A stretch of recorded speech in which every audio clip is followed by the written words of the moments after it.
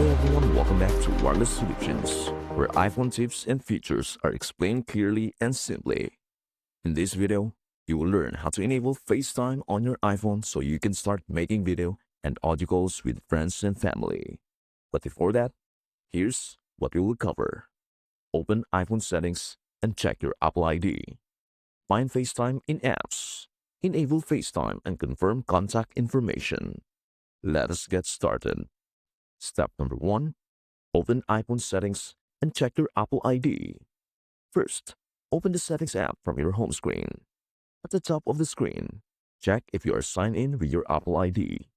FaceTime requires an Apple account to work. If you are not signed in, tap the Profile section and sign in with your Apple ID.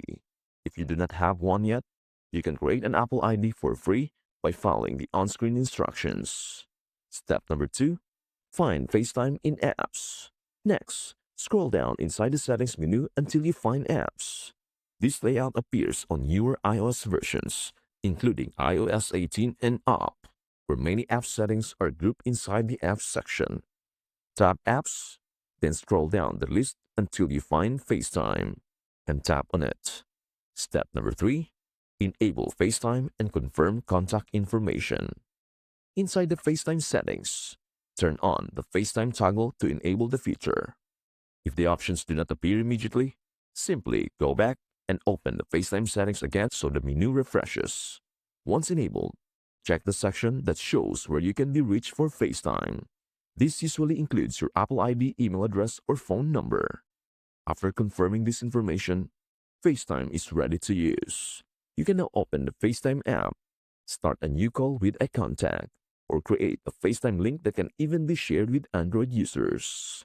And that is how to enable FaceTime on your iPhone. And hey, for disclaimer purposes, this video by Wireless Solutions is meant to help and inform you.